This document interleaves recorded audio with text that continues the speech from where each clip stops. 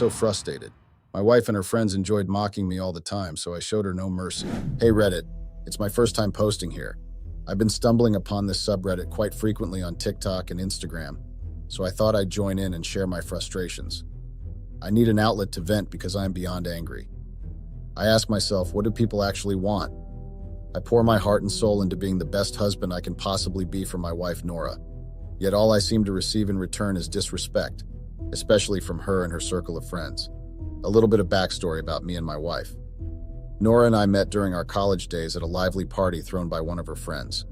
There was an instant connection between us and we hit it off right away. We exchanged numbers that night, and shortly after I took her out on our first date. Fast forward and here we are, happily married for about a year. I'm 30 years old and Nora is 29. Professionally, I work as a software engineer in a prominent tech company, which fortunately means I earn quite well. However, despite my efforts to provide for us and create a comfortable life, I've noticed a concerning pattern. My wife and her friends have developed a habit of mocking me, whether I'm present or not. And what's worse is that Nora never stands up for me in these situations. Nora's behavior and attitude towards work and responsibility have been a constant source of frustration for me.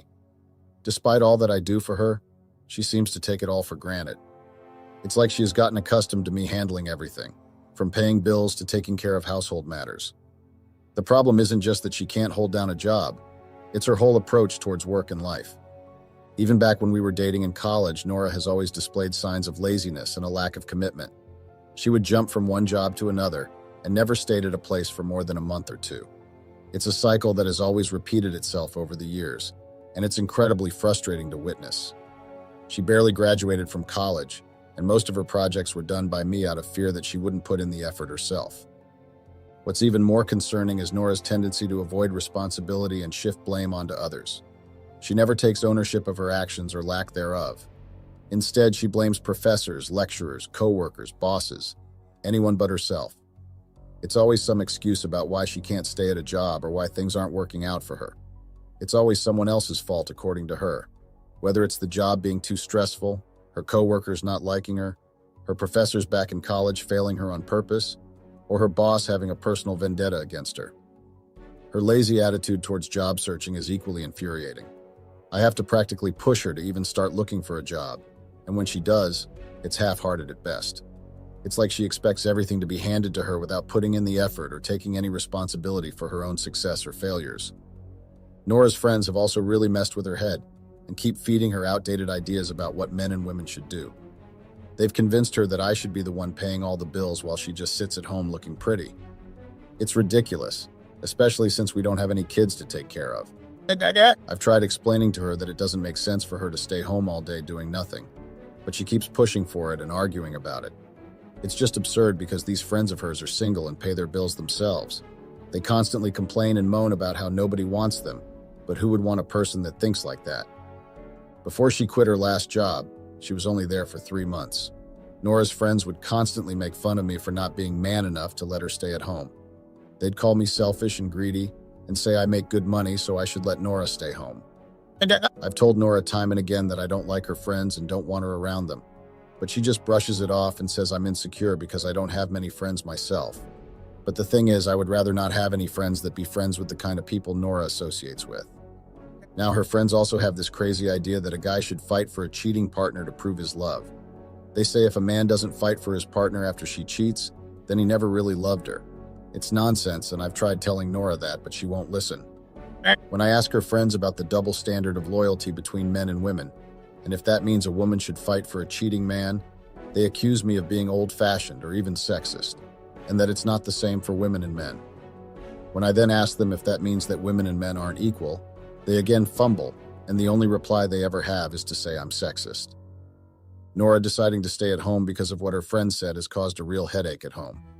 Even though she's supposed to take care of things now, like cleaning up, cooking, and doing the dishes, I'm the one stuck doing it most of the time. It's so annoying to come back from work tired and find the house a mess, especially when Nora could easily help out but chooses not to. To make matters worse, Nora invites her friends over frequently, and they leave the place even messier without lifting a finger to clean up. When I bring this up with Nora, she brushes it off, claiming that I'm being too demanding and don't understand the challenges of being a stay-at-home wife.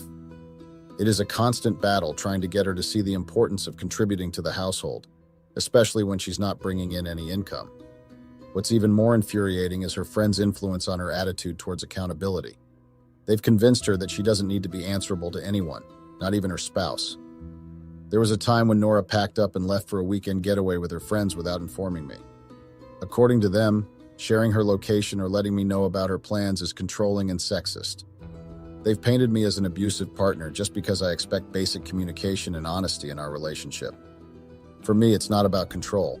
It's about safety and trust.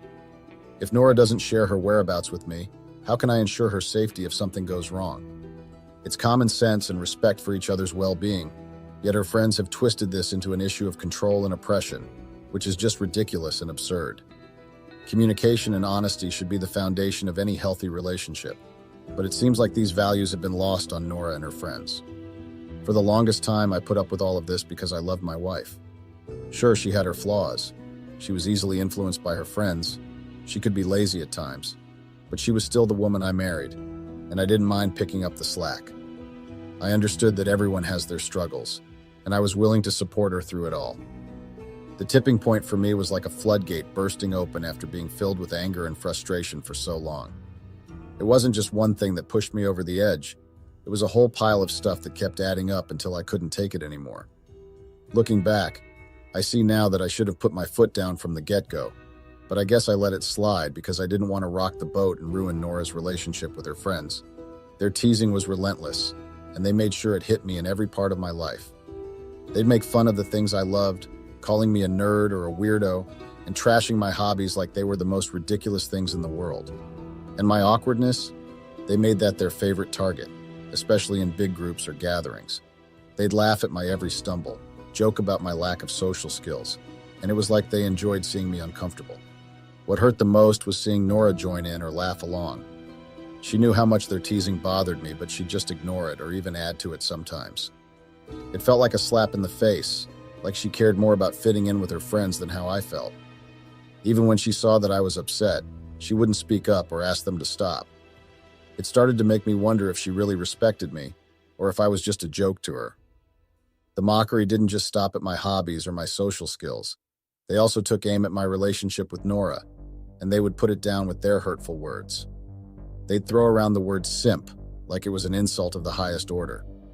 They would use it to belittle me and make me feel emasculated. Their tone was never playful or friendly. It was always rude, derogatory, and dripping with disdain. They'd say I was submissive and weak, that I'd do anything Nora asked without question. The way they talked about it made it clear they thought less of me for it. Nora would most times laugh along with them and reinforce their hurtful comments instead of standing up for me. It hurt so much to see her join in because it was like she agreed with them on how they viewed me. One particularly painful incident happened at one of her friend's birthday party. It had been a large gathering, and after it ended, I wanted us to leave, but Nora insisted we stay for a while because no one was leaving yet, and then they started openly mocking me for being a simp. Instead of shutting it down, Nora joined in the mockery and started listing times and instances where I had accommodated her wishes or put her needs first. She was just openly airing our private moments for everyone's entertainment. They didn't stop there. They also took shots at my intelligence. Despite being smart, they'd compare me to Sheldon from Young Sheldon in a very demeaning way, calling me a weirdo because of it. They made it seem like being smart was a flaw and would prefer to mock me rather than appreciate my intelligence. They didn't just tease me about my hobbies or social skills.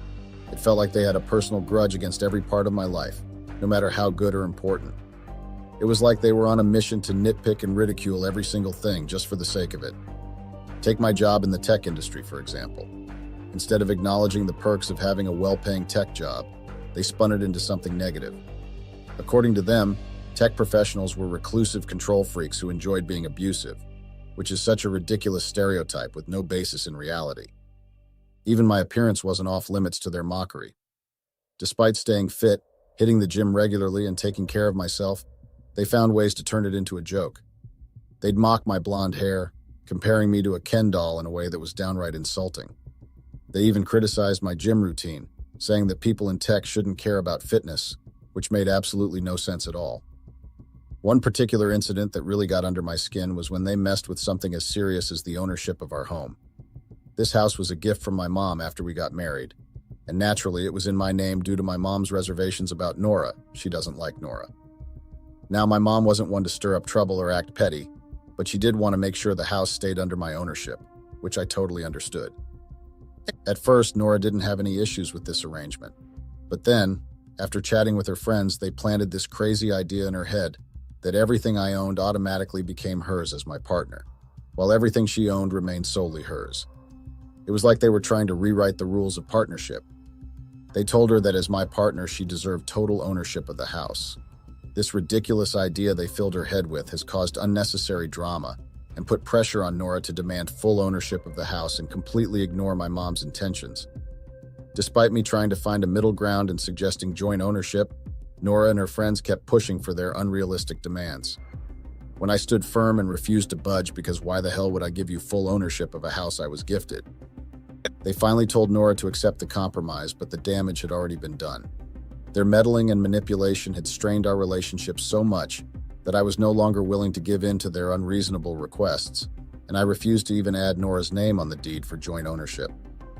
The breaking point for me was yesterday, Friday night, a night that turned into a nightmare.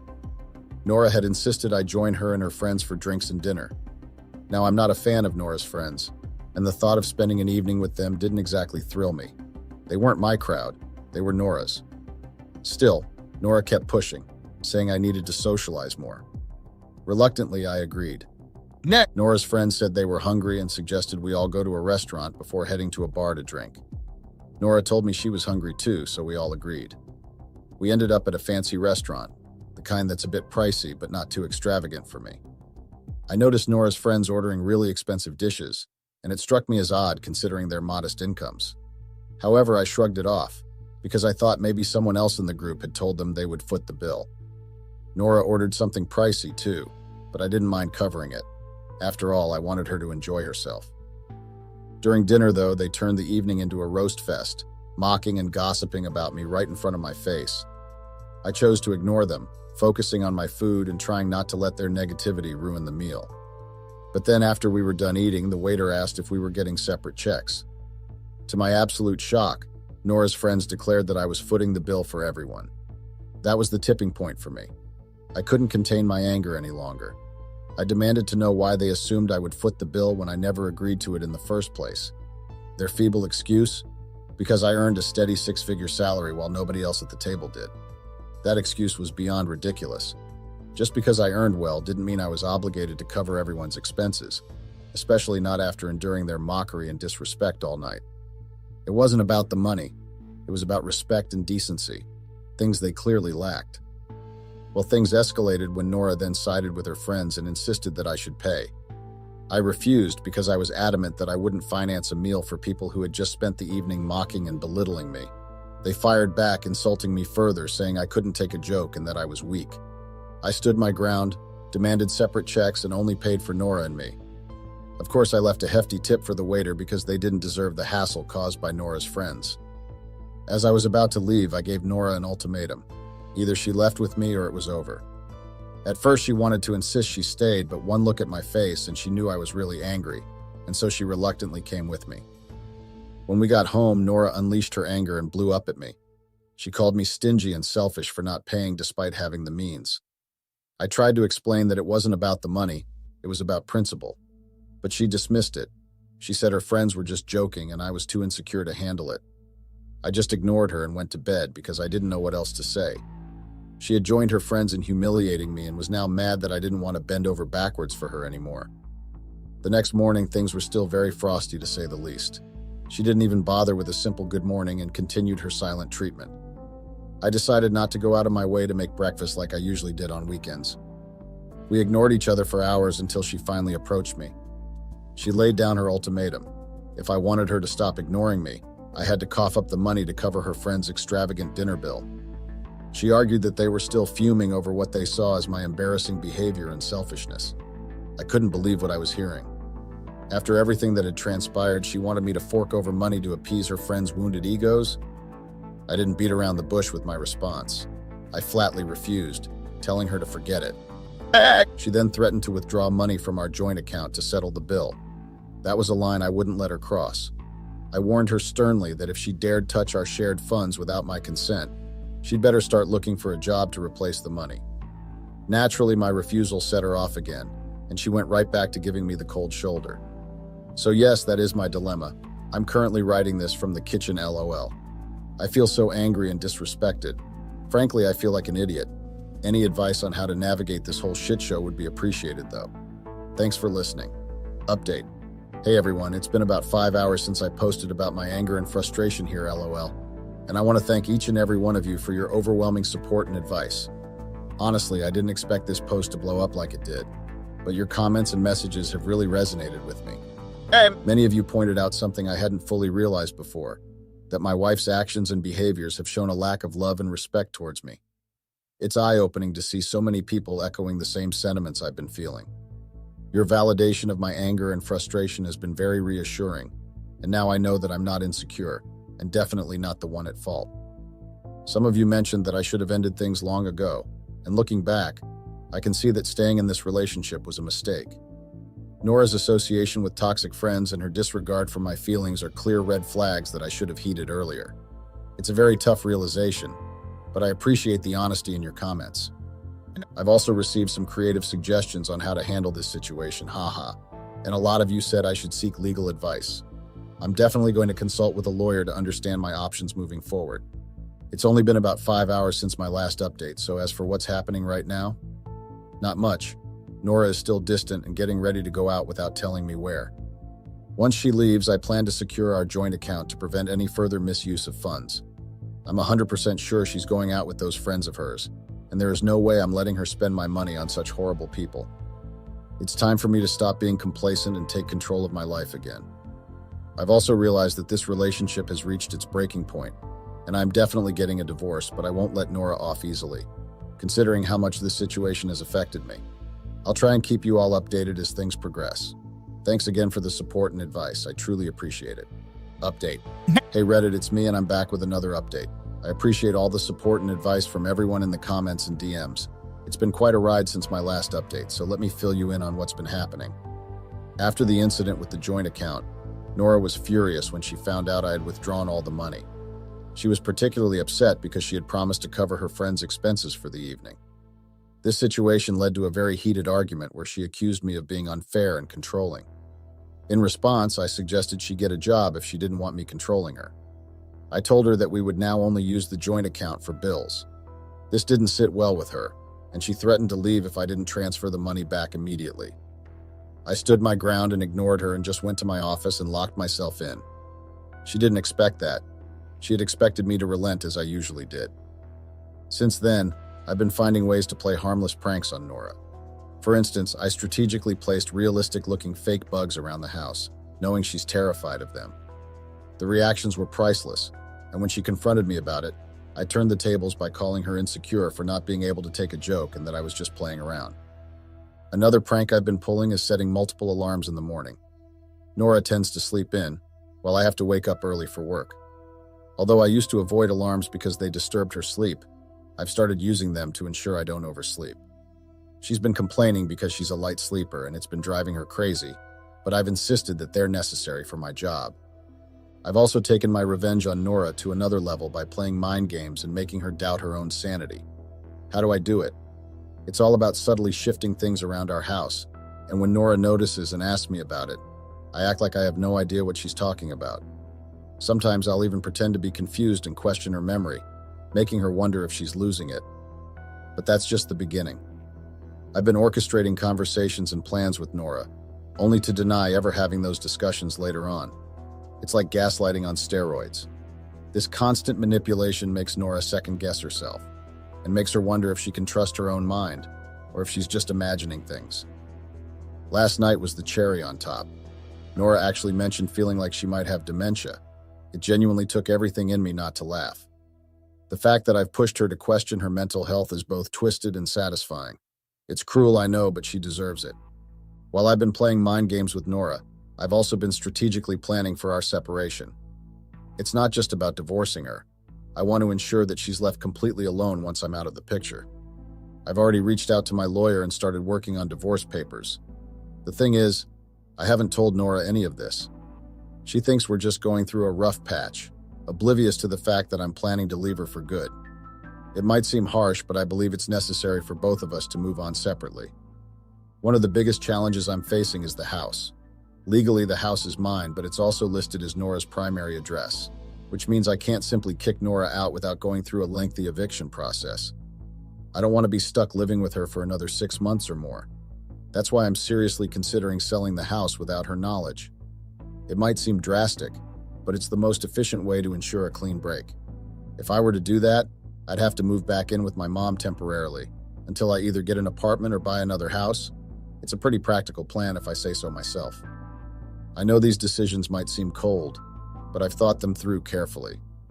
My priority is to move on from this toxic situation and build a better future for myself, even if it means making tough choices along the way.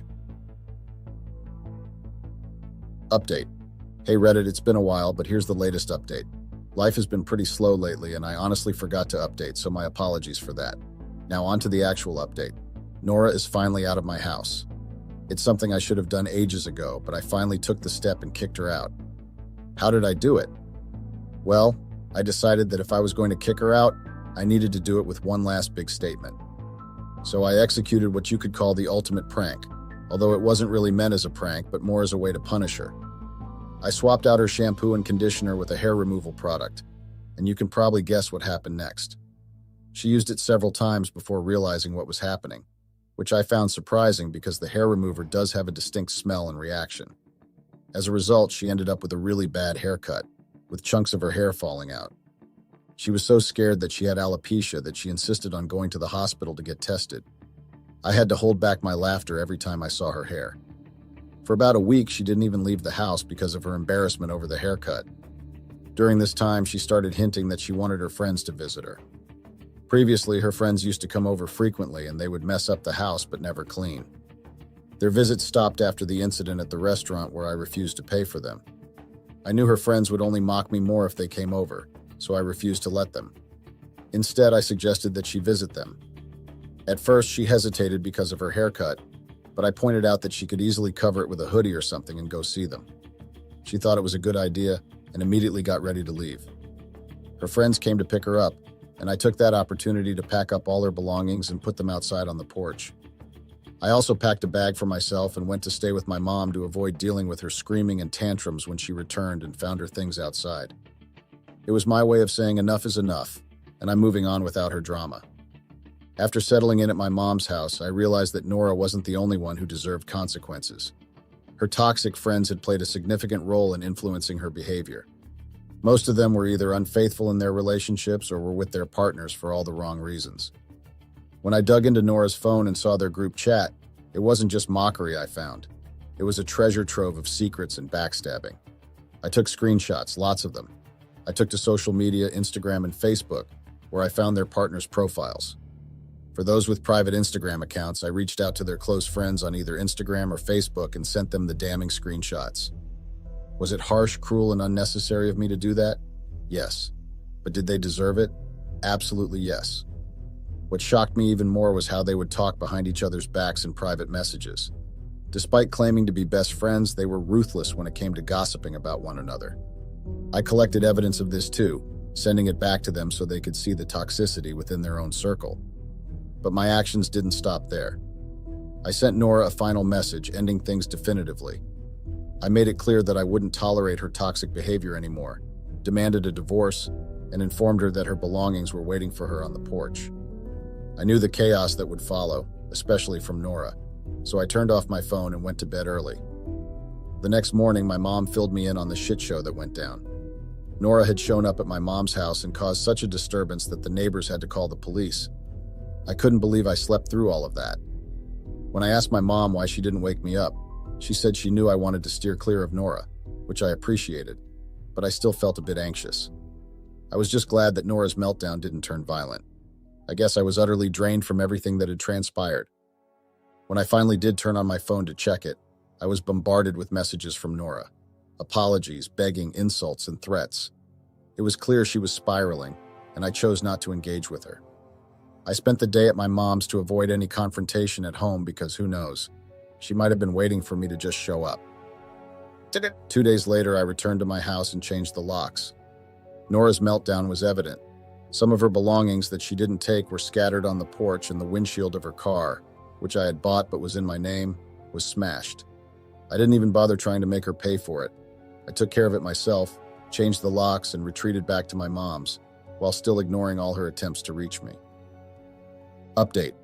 Hey Reddit pals, it's been a bit since my last update. I want to say thanks for all the support and laughs you've given me. It's been a wild ride, to say the least. Not much has changed on the Nora front. I'm still not responding to her per my lawyer's advice to document everything. She's going to be served soon, and I'm sure that'll set her off again. But honestly, I couldn't care less. I managed to get in touch with a few acquaintances who are closer to Nora's circle than mine. They spilled the beans that Nora's been desperately calling around looking for a place to crash. Turns out no one's biting. Her so-called friends have turned their backs on her because they feel it's her fault their cheating escapades got exposed. They're all in hot water with their partners or facing breakups, thanks to the evidence I dropped. Plus, they realized they weren't as tight-knit as they pretended, with all the backstabbing and gossip. Now, I'm not proud to admit it, but I couldn't help feeling a little satisfied hearing this. It's like karma served up a cold dish, and Nora's getting a taste of her own medicine. I also find it amusing that she hasn't tried involving the cops. Maybe she's clueless about the eviction process and doesn't realize that since she has my house listed as her primary address, legally I can't kick her out. But I'm thankful for that, because I wouldn't have been able to stand it if I had to house her for at least 6 months more. Meanwhile, I've kept up with my little pranks. I signed Nora and her buddies up for a flood of spam emails. Their inboxes are probably overflowing by now. And to top it off, I played a little trick by putting Nora's number on those bogus celebrity fan sites, claiming it's some celebrity's leaked contact information. People fall for that nonsense, so her phone must be blowing up with random calls, but hey, anything to keep her distracted, right? Update. Hey Reddit folks, it's been a minute since my last update, and I apologize for the silence. I've been dealing with the whole court ordeal, and let me tell you, it's been quite the roller coaster. The good news? I emerged from it with a major win. Nora did manage to snag a bit of early money, but it's peanuts compared to what I retained. Let me break it down for you. After getting served, we went through the court process. Thanks to my solid evidence and the fact that I had a really good lawyer, things went in my favor swiftly. Nora got a small chunk of early money, but thankfully it won't make a dent. I got to keep my house and a bunch of other assets, plus the court ruled that Nora had to cough up for the smashed windshield. Remember, I initially said I wouldn't press her for it, but since she got some early cash, I brought it up, and she begrudgingly had to pay. Seeing her fume about it was just an added bonus. As for Nora's living situation after the whole shit show, she's pretty much homeless. She's either crashing on couches or seeking refuge in shelters. She admitted this to me herself, LOL, probably to get me to pity her. And after the court drama wrapped, she cursed me out, blamed me for everything. Then in a weird and bizarre twist, she tried to plead for me to take her back. Seriously? One moment you're hurling insults, the next you want a reconciliation? I shut that down real quick, telling her it was over for good. Now I'm focusing on myself. I'm diving into self-improvement mode. I don't plan on dating anytime soon given the drama I've been through. It's all about my personal growth from here on out. Huge shout out to everyone who supported me through this wild ride. This will probably be my last update. This Reddit post exceeded my expectations, and I'm grateful for the amazing support. Thank you all so much. Update. Hey Reddit pals, I'm back with another update, despite saying that my last one would be the final chapter. It's heartwarming to know that many of you are still interested in what's going on in my life. So here's a little glimpse. Since cutting Nora and her toxic circle out of my life, things have been significantly better. No more mocking, no more negativity about my hobbies or interests.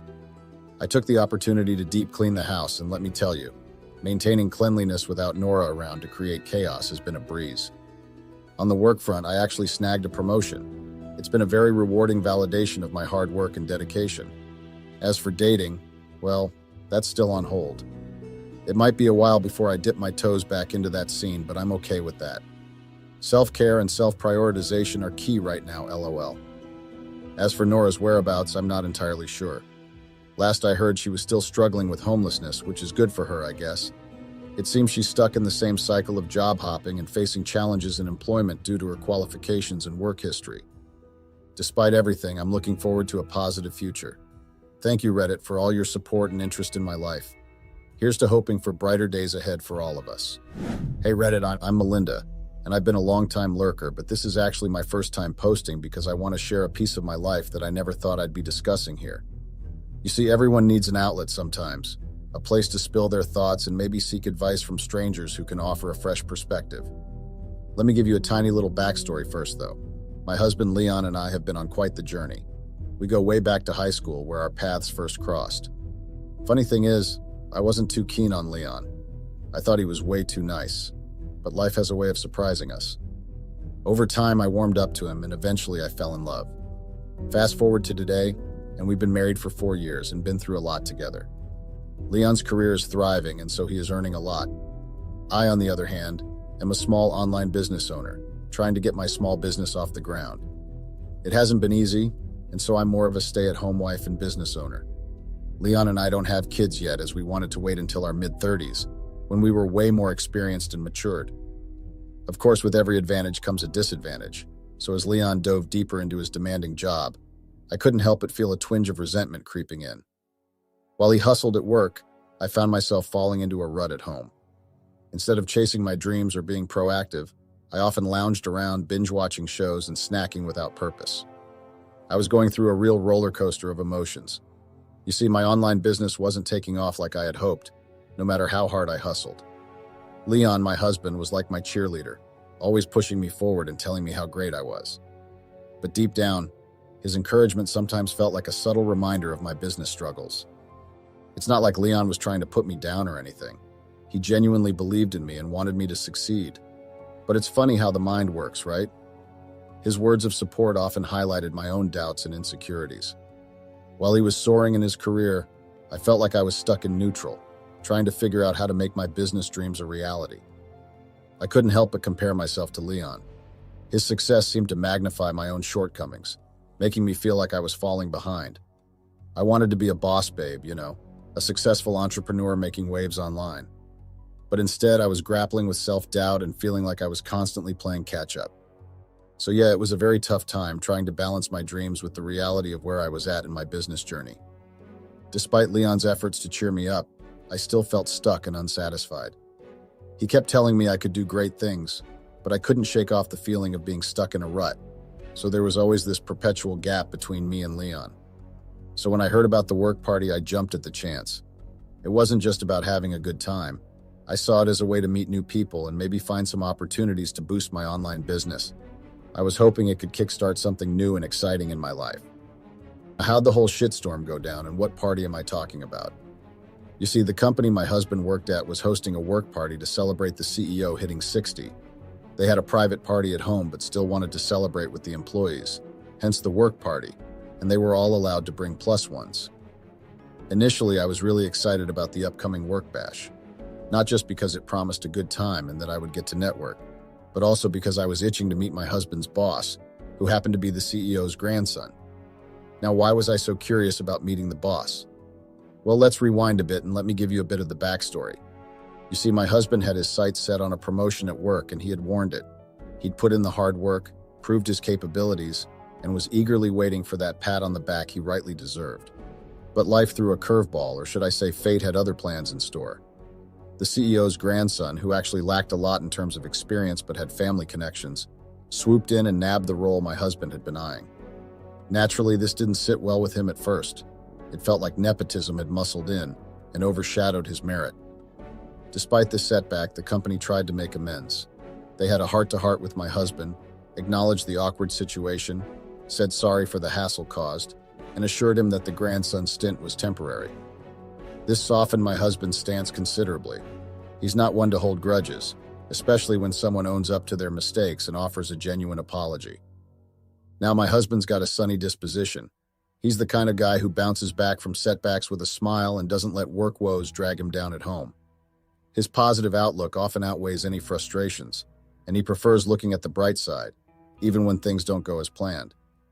He did complain a bit afterwards, especially since the CEO's grandson was very inexperienced, and so he slowed them all down, and that he was also lazy, but my husband is a leave work shit at work, so his complaints were always very, very short.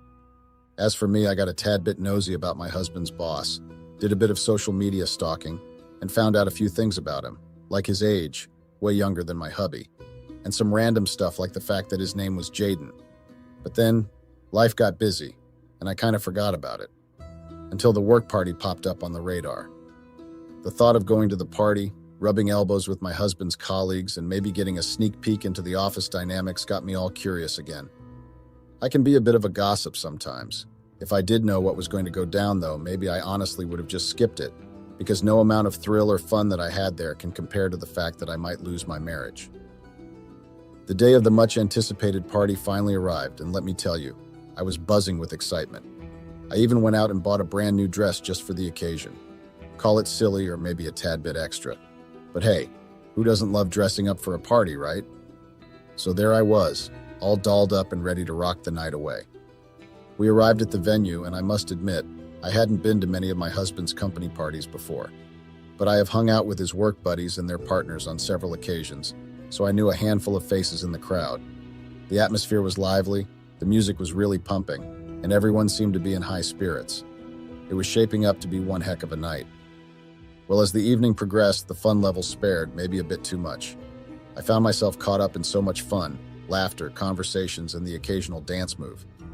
Time flew by, and before I knew it, my husband leaned over and mentioned he had a pounding headache and wanted to call it a night. Now, normally I'd be the first to jump in and say, "Let's go, honey," but not this time. Nope, not when the party was still in full swing, and I was having a blast. To be honest, the party should have ended hours ago. The CEO had already left, but most of the CO workers insisted on staying. So I did what any party enthusiast would do. I waved off his concerns, flashed a playful grin, and insisted he head home without me. I assured him I'd figure out a ride back, whether it was hailing a cab or summoning an Uber. After all, I was having too much fun to call it quits just yet. In fact, all my plans to network were out of my head by then. Well, my husband initially tried to stay at the party for me, but as the night wore on at the party, my husband's headache didn't seem to let up. He kept insisting that we should head home. His concern was very evident in his furrowed brows and concerned tone. But I was having too much fun to call it quits just yet. I kept telling and reassuring him that I would be fine and that I would just figure a ride home or call an Uber or something, so he was free to leave. Despite his reluctance, Leon finally relented and left, even though he was very worried. He even told me to give him a call to come pick me up if I felt unsafe about ordering an Uber. With Leon gone, I continued to enjoy the festivities, mingling with acquaintances and sipping on my drink. However, as the night got darker and darker, the alcohol began to take its toll, and I started feeling a bit lightheaded. I needed a breath of fresh air, so I made my way to a quiet corner of the room and settled into a seat. It was then that I noticed a figure approaching me out of the corner of my eye. I turned to look, and it was my husband's boss, who had arrived fashionably late to the party. While Leon hadn't formally introduced us earlier in the evening, I was pretty sure I recognized him from his occasional glances in our direction, and because I recognized him from the pictures on his Instagram. He took a seat beside me, and I couldn't help but notice how strikingly handsome he was. His presence was magnetic, and immediately I found myself drawn to his charm and the way he just looked so confident. So we literally sat in that quiet corner, still feeling a bit tipsy. We chatted about all sorts of things, from silly jokes to deeper conversations. The atmosphere was just so relaxed, as stupid as it may sound, and we both seemed to be enjoying each other's company a lot. Our talk got more playful, with huge hints of flirtation here and there. I couldn't help but laugh at his witty remarks, and I even found myself leaning in closer as we shared stories. It felt like we were in our little bubble, unaware of the rest of the room around us. The alcohol made me a bit bolder too, and I responded to his teasing with a playful and encouraging attitude. At that moment, I wasn't thinking about anything else but the fun we were having and the connection we seemed to share. The alcohol had me feeling really lightheaded and carefree. We kept teasing each other and even poured out more drinks.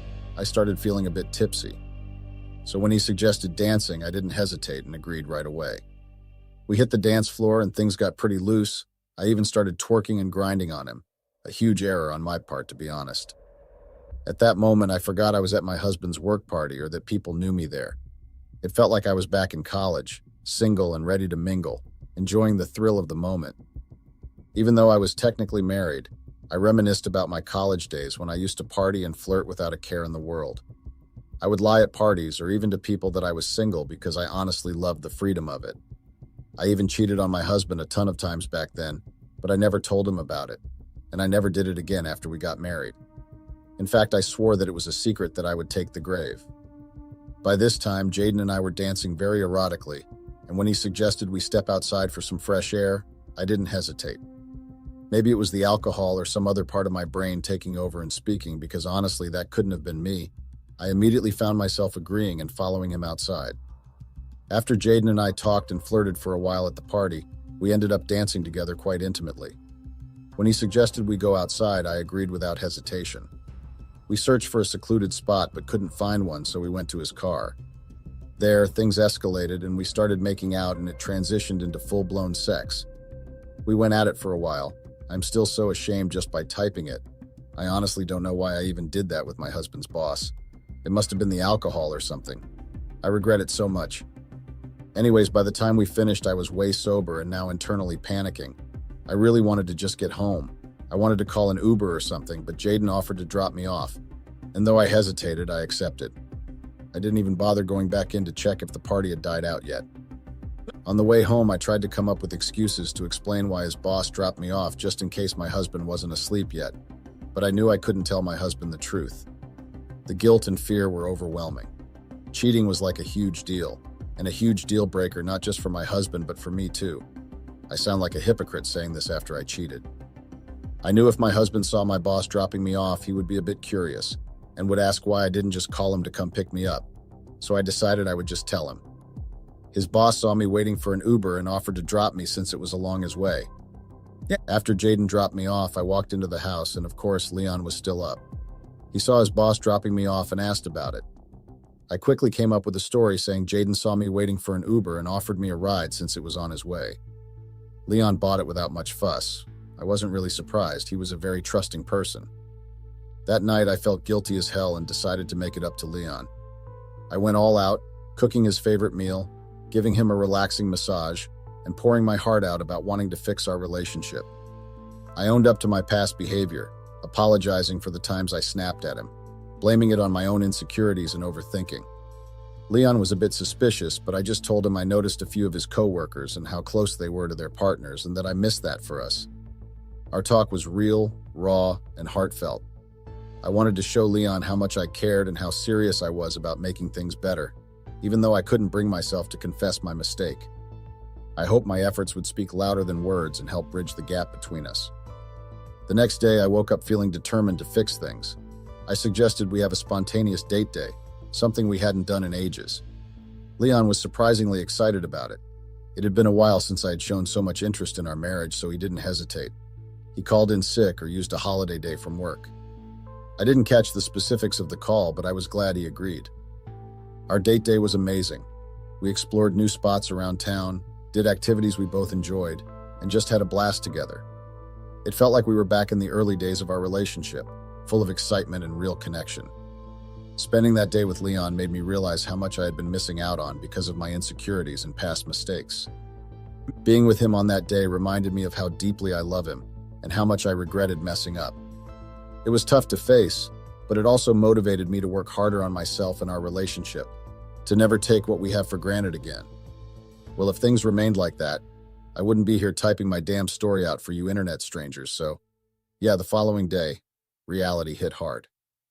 As Leon headed off to work, I felt a mix of relief from our successful date day and lingering guilt over what had transpired with his boss. Little did I know, Leon's nosy co-workers wasted no time in sharing every detail of the party with him.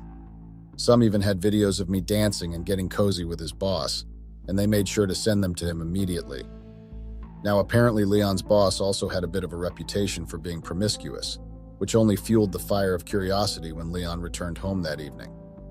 The moment he stepped through the door, I could sense something was off. His demeanor was different, and there was just this tension in the air that hadn't been there before. Well, I tried to act casual, asking him about his day and how everything went. But his response wasn't what I expected. He just muttered, "Horrible." I was worried, so I probed further, asking him what had happened. I think that was when frustration burst out as he looked straight at me and asked, "How would you feel if your coworkers were sending you videos of your wife twerking for your boss? It'd suck, right?" I was stunned. I froze because what the fuck are you supposed to do when hit with a question like that? He then left to go inside and change. It's been about 5 hours since this happened and he has been avoiding me. I haven't even directly approached him because I don't even know what to say. I'm just wondering how much he knows. If he knows I slept with his boss, he'll probably never forgive me. But if all he knows about is the dancing, then he could probably forgive me for that. I also don't want to approach him without knowing how much he knows, because if I go and I apologize for the sex, then he might be shocked because he didn't know, and I just exposed myself. But if I go deny everything else and just apologize for the dancing, then he will probably get angry that I tried to lie to him, and it'll make him doubt me and he'll never forgive me. So help Reddit? I would really appreciate it. Update. Hey Reddit, it's been quite a ride since my last post. I wasn't expecting such a massive response, and with that came a wave of both positive and negative comments. The hate and crazy messages absolutely flooded in, but amidst them were some genuinely helpful suggestions, like therapy and couples counseling.